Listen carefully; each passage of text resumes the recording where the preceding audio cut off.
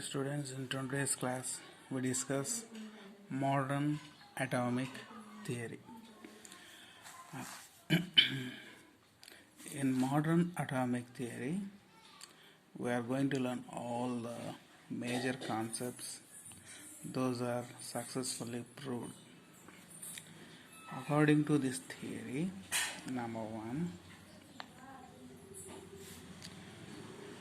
these concepts have been adapted from the developments of various scientists. Those who are proved true.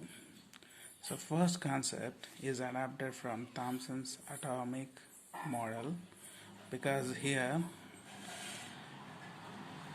Thomson have proved that the shape of atom is sphere. The shape of atom is a sphere, and in means like this. And now the second one is the total mass of atom lies in its center. This is from Rutherford's atomic model. So the entire mass lies in the middle of the atom, because all the particles exist here, which are called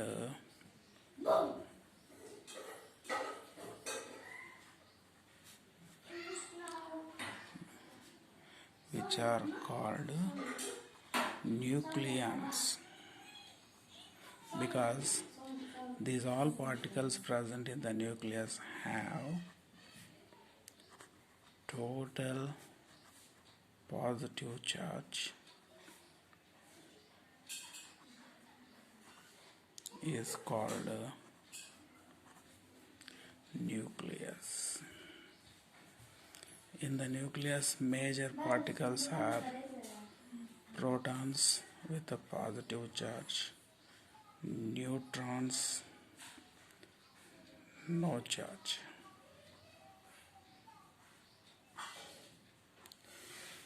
So here in the nucleus we have protons with a positive charge and neutrons without any charge. So except these two, the remaining particles, whatever are exist, their charge is negligible.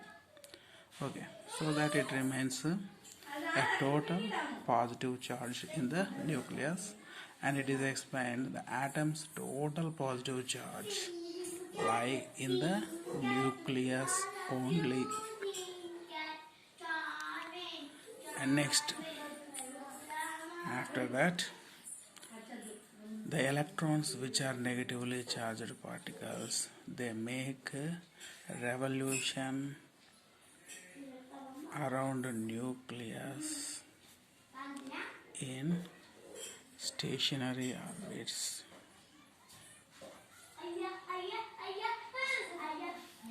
They make nucleus, so they make revolution around a nucleus in a stationary orbits.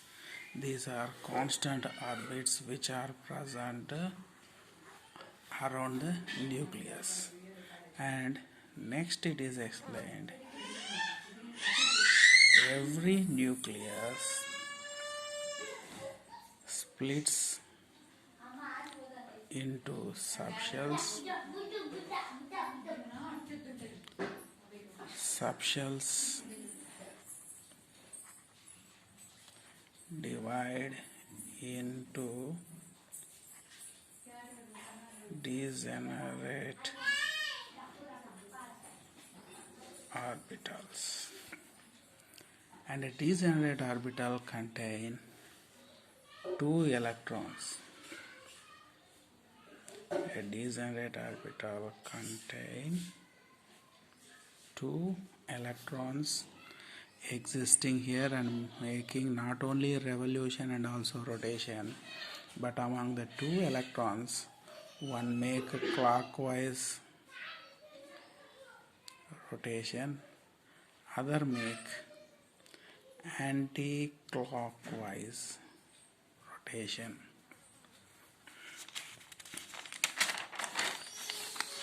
So let us see what are those orbits and orbitals, subshells, everyone present in each stationary orbit. So like this we can describe in simple terms. So in first stationary orbit we have already termed its name is K, the potent stationary orbit with lowest energy. In this stationary orbit, the number of subshells we have is only one, and it is S. And S subshell splits into only one orbital, is also named S. Symbolically, we can represent with the help of a box, and the box contain, that means the S orbital contain 2 electrons maximum, and these electrons maximum to make rotations. Among the two, one make a clockwise rotation shown by upward arrow mark, the other anti-clockwise rotation shown by downward arrow mark. Similarly, the remaining stationary orbits when you see, for example, next in order L, second stationary orbit, which is bigger than K and has more greater energy than K. And here you can see the existence of two subshells. The small energetic subshell here S, the greater energetic subshell is P. And this S subshell as usual contain only one orbital, is also termed S. And here we can have a pair of electrons making clockwise anti-clockwise rotation. When it comes to P subshell is going to have 3 orbitals. The 3 orbitals have been termed Px, Py, Pz. Symbolically, 3 connected boxes we can explain. Here boxes definitely connected because the 3 degenerate orbitals Px, Py, Pz have same energy. But compared to S and Px, S has different energy and smaller energy than Px because these two orbitals belong to different subshells. These Px, Py, Pz 3 orbitals belong to same subshell, so that they have same energy. The energy of Px is equal to Py is equal to Pz, and in each maximum we can take 2 electrons making each clockwise and anti-clockwise rotations. So like this. Now we observe the third orbit M. Third orbit M is going to have 3 subshells. They are S, P, D. S subshell has only one orbital, and there 2 electrons can exist, and the orbital name is S. P subshell has 3 orbitals named Px, Py, Pz, and the pairing of electrons like this, making clockwise and anti-clockwise rotation. And when it comes to D, there you can find 5 descendant orbitals. Out of 5, first 3 are dxy, dyz, dzx. These are called symmetric orbitals. The other 2 are dx square y square, dz square. These are asymmetric orbitals. So total orbitals are 5. So we can represent them by 1, 2, 3, 4, 5 connected boxes. And in each 2, that means a pair of electrons maximum can be filled. So from this we can understand each and every orbital present in any subshell belong to any stationary orbit. Maximum we are going to have 2 electrons. The 2 electrons have their own rotation, making clockwise and anti-clockwise rotation. So for one more thing, we can see the fourth orbit. We try to explain the fourth orbit also. That's enough for our maximum. So fourth stationary orbit is N. So this will be the final orbit we are going to discuss about.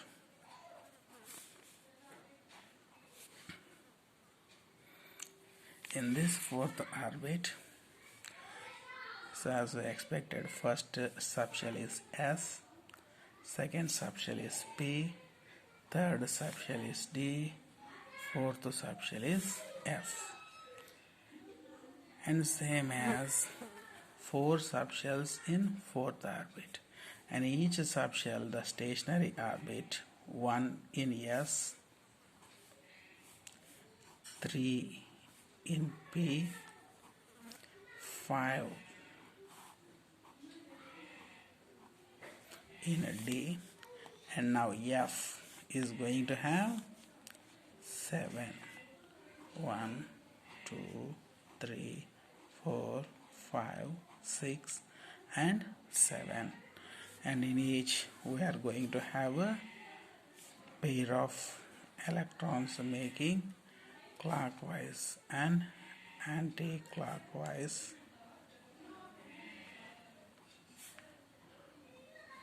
rotations.